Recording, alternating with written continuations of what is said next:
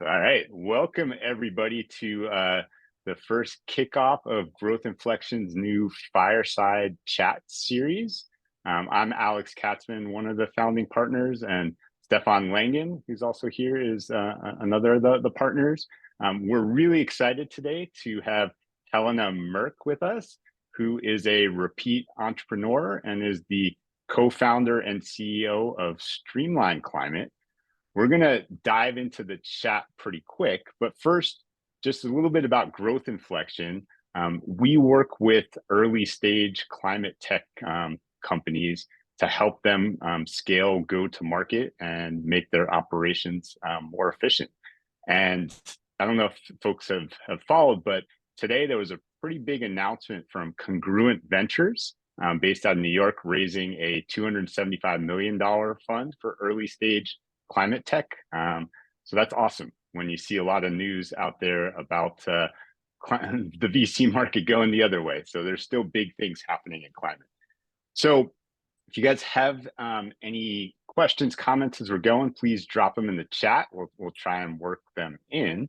And so we'll get things started, not with kind of the typical Helena, tell us about yourself, but actually, I want to frame this in three themes. One around kind of personal motivations, the second around founder motivations, and then kind of wrap on the Streamline Climate journey. So to kick it off, I saw that you had actually done some volunteer work with cheetahs and elephants in South Africa and Thailand. I was just really curious, what got you into working with animals in such exotic places? Yeah, it feels like a lifetime ago, but also yesterday in a weird way.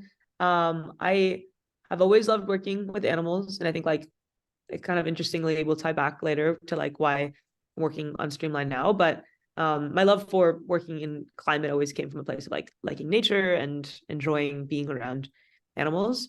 For a long time, I wanted to be a vet. Did a lot of that in the US first, worked in animal shelters, and unfortunately had a lot of allergies to literally everything with fur, so quickly started building software for those animal shelters. But the desire to like actually be a vet with like wild animals like never left. So spent 2 summers kind of working directly with like in like veterinary programs. So they did count as hours. I like had this plan. I was like, I'm gonna go to vet school, do all these things. And I just remember there was like I think this was halfway through the elephant vet program, and for context, it was just like elephant nature preserve. A lot of elephants that have been like wounded were brought there to like be rehabilitated, and one of the kind of common things was that they would have these like feet blown up from landmines. And I was like, okay, wow, like I don't know how old I was at the time, but like this is amazing. Like I can like help heal this elephant back to health, and it felt so like lucky and special that I had that opportunity. And then halfway through the summer, I realized like what's going on here. Like I'm not solving any problems. I'm like quite literally putting a bandage on a wound, and it doesn't solve the core underlying problem. And the core underlying problem was like, why was there a landmine to begin with, right? Like there's this like system level issue, and we're like out here like patching things. And I think there's a lot of interesting parallels to that in the healthcare space, with like the lack of focus on public health, or like preventative healthcare, and the same thing in like climate. I'd say it's like cool, we can keep like literally pulling CO2 out of the air, or we can prevent the emissions in the first place. And unfortunately right now like we do have to do both. I'm not like picking a side or anything, but Yeah, no, that makes a lot of sense. And it's once you start peeling back those layers, it's amazing when you kind of see like, okay, let's zoom out. So it sounds like this was a pretty formative experience for you. What else, when you think back on kind of your early life, what was a moment that when you think about where you are now, what was really impactful in some of the decisions you've made along the journey? Yeah. I'd say one was learning to code pretty young. It opened up a lot of doors, made nothing feel like a risk. I feel like I always had like something to fall back on. I started when I was like, I want to say like 12 years old, mostly out of a bet with my dad. He just had gotten the iPhone and the App Store had launched. And I wanted to, like any other young kid, play apps on the App Store. But he said I had to build one in order to like start using his phone. And I like was like, oh yeah, how can that be? Like, I don't know, there's like a toilet paper app and people are literally just like scrolling down on their phones like crazy monkeys. And I was like, I can do that. And turns out it's hard. But got some books from the library and figured it out. And I think kind of kept doing that for whatever I wanted to build. And it meant that, you know, by the time I got to undergrad, like I knew how to build anything I wanted from like a software perspective. And also gave me perspective, like doing that while doing these more on the ground kinds of things, that like there is a type of work that scales, where like you write one line of code and everyone in the world can touch it, versus like working on the ground one-on-one, while fulfilling. For me, it just, there was this like emptiness almost of like, I can't scale this, right? I can't have broader impact beyond this like one-to-one interaction. And it feels selfish to almost like relish in that like feeling of good when I know I could be doing more. Yeah. So it's interesting. You kind of have this, you know, side of you very into like kind of animals and welfare and like making sure there's, you know, you're being able to help. And this other side of you thinking like, okay, how can I use technology to develop scalable solutions? So you put those two things together and you can kind of see where maybe some of the motivations to why you care about climate came to be. But kind of curious along those lines, like what really makes you tick? So outside of like, you know, these specific like tackling problems or coding, you know, what gets you up in the morning? I don't know if I love or hate. I think I love, that's my answer, but like I love working right now. Like I it doesn't feel like working. We're at the stage of our company where it's like our team is 6 people. We can all fit in one room and everyone is like 150% in and are working on what we think is the highest leverage way of having an impact.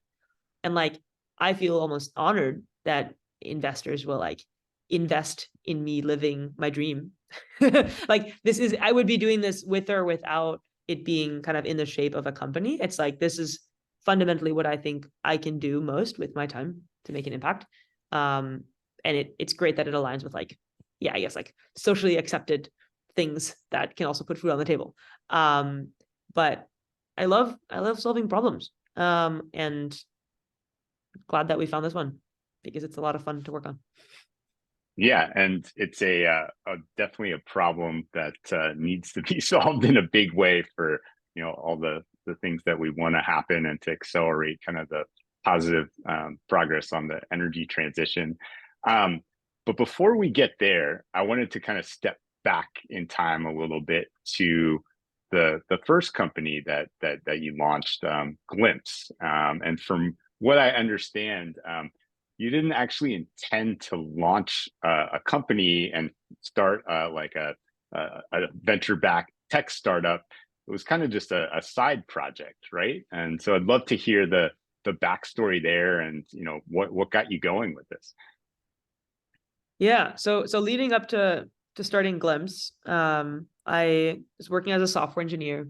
It's like really fun startup called Smart Car. My job was to hack cars, like literally just like reverse engineer them, so that people could build apps on top of them. I dropped out to join this company, like awesome company. They're still around, and they power things like the gig economy for cars, like Turo and Get Around, and all sorts of other things. Very happy there.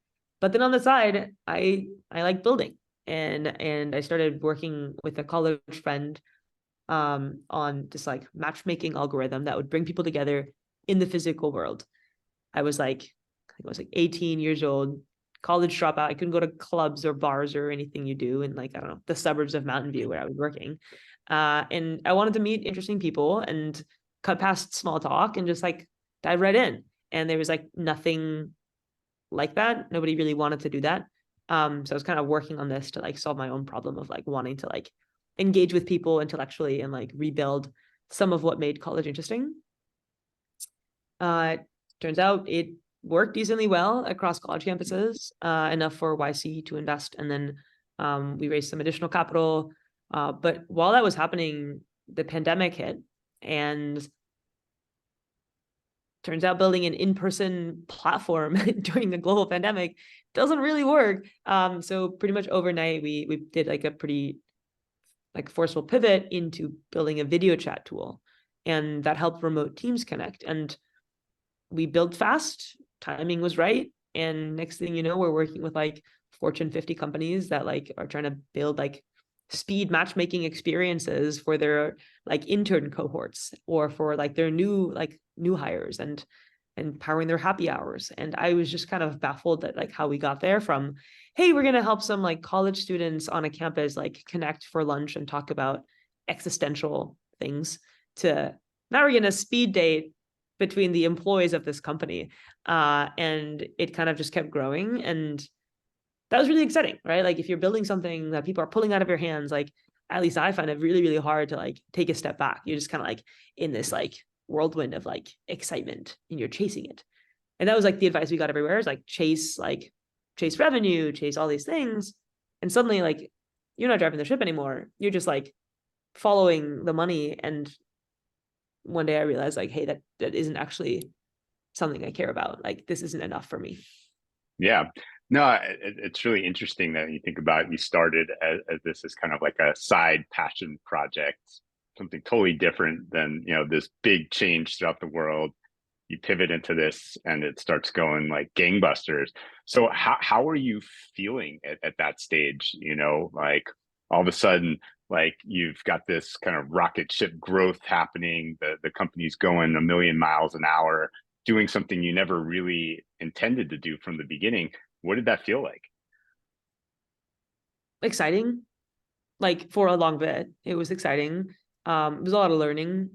I think I love learning. And every day was a new challenge, but that almost felt like it ended. It felt like we got to a point where it's like, cool, I like hop on a call, I show the tool, people pay for it, and then you rinse and repeat. And I was like, this is no longer exciting. Like now I have to come to terms with like what we're working on. And it's great. Like our customers loved it. And like we helped bring belonging to so many teams. I just found myself like getting less and less engaged. And like, if you as like the founder are not like thrilled and completely obsessed with what we're working on, I find it, I think that's like destined for doom. Like, so I kind of realized that, hey, I was no longer the best person for this. And at the same time, we had, an acquisition offer, and we decided to jump on that. And for me, that was like an amazing way of like deciding, hey, this is the end of this chapter. I'm going to finally go work in climate and figure out how to like merge my two passions of like, working with the environment, but in a way that scales and can move at the pace that I'm looking to move at. Yeah. No, I mean, obviously sounds like it was the right move, and it's awesome that you had short kind of trajectory with the company land into a really good spot, and that the team and the product could keep growing. Well, so you wanted to get into climate right after you sold the company. What were you thinking? Were you like, all right, now I'm going to find my next thing in climate, and I want to start another company? Were you kind of like, I don't know if I'm ready to do this founder thing again? Like, where was your mind at? Yeah, I mean, it was interesting. I mean, like trying to put myself back into like the mental state of like having just like wrapped up that journey. It was like, I need like a decade to recover. Like, I was probably like, it was this really weird mix, because it's like, cool, you like sold your company, you should be like riding this high, but at the same time, I think I was like the lowest point of my life. And it took some time to like recover from that. And I think it was just like recovering from, at least for me personally, like I'm so driven by what makes me passionate. And it was so many months of working on something and having it feel like work. And I think like your first question, my answer was like, or like one of your earlier questions was like, what makes you wake up in the morning? Like that's, for the most of my life, I've been waking up in the morning to do whatever like work was. And that's definitely like a privilege to say, where I've like gotten to choose what I want to be spending my time on. And it took time to like find that again, but I knew climate was that. It was just a matter of like, I'm going to go, pretty systematically through the broad space that is climate until something clicks as like, okay, this is what I could spend the next decade of my life working on. And I know that, there's obviously like boring parts of the job or painful parts and disappointments and failures. But regardless of any of that, I'll be like aligned from a passion sense all the way through. And that's, I think, what I'm most excited about. But yeah, it took a few months. It took a few months of trying random Yeah. things. Well, I like to think of like 1 year to start up kind of can feel like 5 years of normal life, especially at that really early stage. So I can totally get where you need some decompression time. But it didn't take you very long to jump into what's next with Streamline Climate. And I remember you mentioning to me like you kind of started exploring a little bit of the carbon markets and thinking like that's where you wanted to make an impact. But then you kind of found that there were a lot of challenges in that space. But yeah, tell us a little bit about kind of the how you ended up launching Streamline Climate and what you guys are focused on. Yeah. So just to touch on the carbon markets piece, when we were starting the company in early 2022, so we started the company May 2022, and wanted to get more money into climate. There's a lot of ways of doing that. People try that on the consumer side. People try that on like various investing sides. VCs try this, right? Governments try this. And carbon markets looked at the time like a very promising way of getting private money into climate. And obviously there are a lot of, it's not like a thing of the past. Like there's a lot of challenges in carbon markets around every single piece of it. And we thought that we can at least start tackling one of those, and that one piece that we wanted to focus on is transparency. So we started working on, how do we build transparency in the carbon markets on blockchains? And I am a huge fan of the technology that is a decentralized ledger.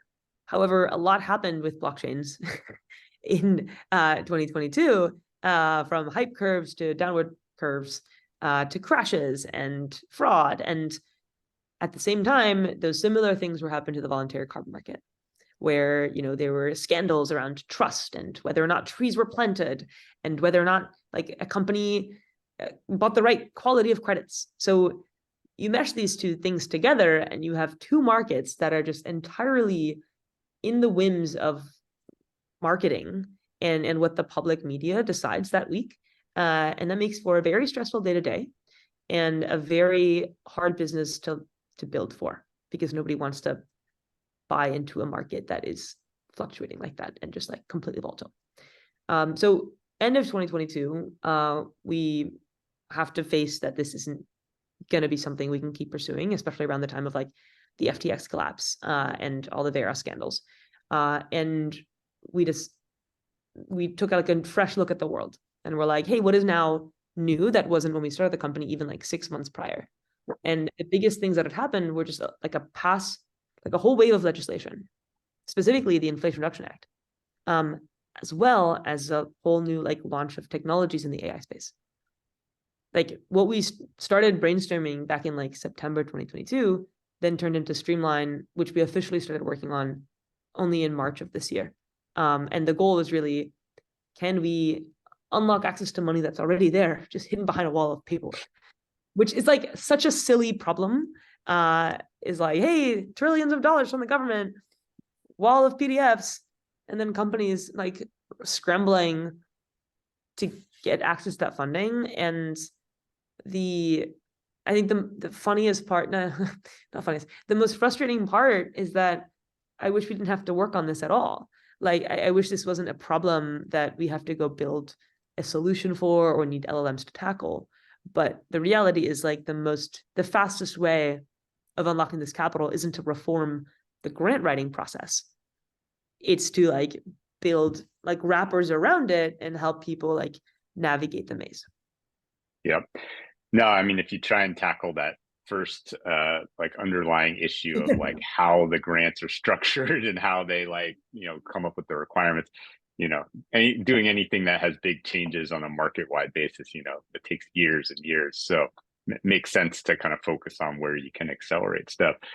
So no, I mean that's really exciting kind of evolution of starting with carbon and then figuring out, okay, now there's new technology, there's a ton of funding hitting the market, especially it's going to hit in a big way in 2024. Now's the time. Here's a gap that we can fix to help accelerate things. So what are you seeing so far? I mean, starting in March, it's only 6 months or so out. So you've made some pretty rapid progress here. You already have customers. What are you seeing so far with folks engaging on this technology? People want it. Yeah, I mean, I'd say we took our time to start. There were a lot of open questions. I mean, I think one big one was like, I mean, you heard my story. Like, I don't come from like a grant writing background. Like I had to convince myself almost to do it, to see how big of a problem it was. And that came from like hearing this over and over and over again, and realizing that actually this isn't just like something that tiny companies are doing. Public companies go after grant money. This is a huge problem, and there's trillions of dollars. I think there was an article in, I think it was the Federal Times, like a few months ago, that claimed that $1 trillion a year is lost from the federal government. Basically, not lost. It's not allocated towards projects because people literally don't know how to apply for it. $1 trillion a year, just because people don't know how to apply. Like, I was like, this is crazy, right? And like, yeah, the scale is just massive. Yeah, the scale is massive, and that's the amount that's like not allocated. And then there's this whole other wave of like just wasted resources and time in like navigating a broad process. So we did a lot of vetting before we started building, and then when we did, it was just like, okay, heads down, execute, build the product, and then we pretty much have just been going back to all the people we've talked to who pointed us in this direction and said, hey, you were right. And we built it. Do you want to try it? And most people are just kind of eagerly testing it, even if it's breaking at the seams, trying every new feature we launch, which has been pretty fun and exciting. It feels like all of our kind of early customers are more of our partners than customers, right? They've helped us get to where we are, and we're eternally grateful that like they wanted to be guinea pigs to begin with, and product. Well, I think it says a lot about that you're actually adding value, because for people to want to spend that time and test and help iterate, it's got to be because you're really solving an important problem for them.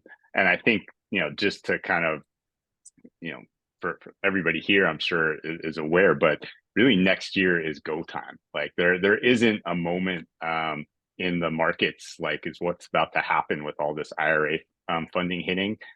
It's like a once in a lifetime thing. So it's pretty amazing that timing wise, you kind of, hit this, at the moment. So very, very exciting. Well, I know we're coming to the end here. Wanted to, do one more question of what are you most excited about going forward? And it doesn't have to be just about Streamline Climate, just in general.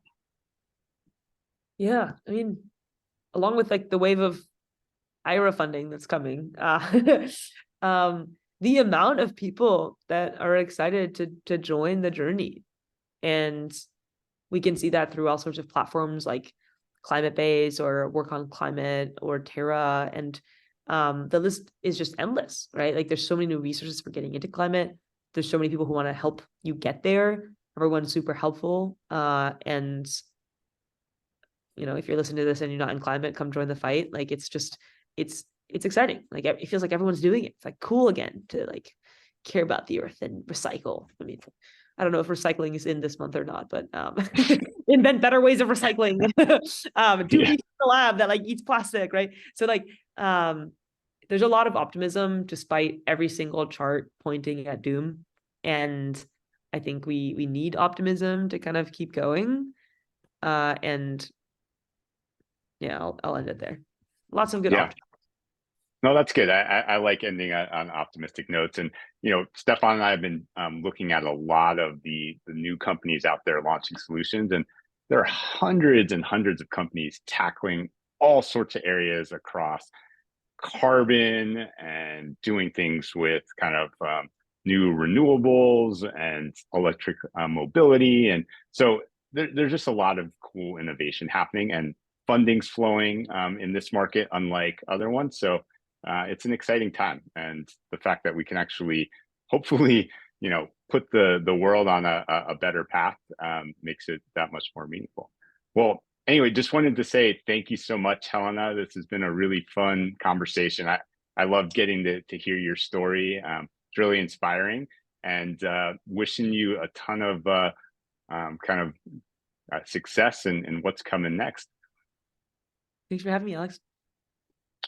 All right. Well, thanks for everybody for joining. We'll be doing some more of these series coming up, so stay tuned. You can follow us on LinkedIn and reach out if there's any way we can help. All right. Bye, all. Thank you. It was great to listen. Thanks, Saga.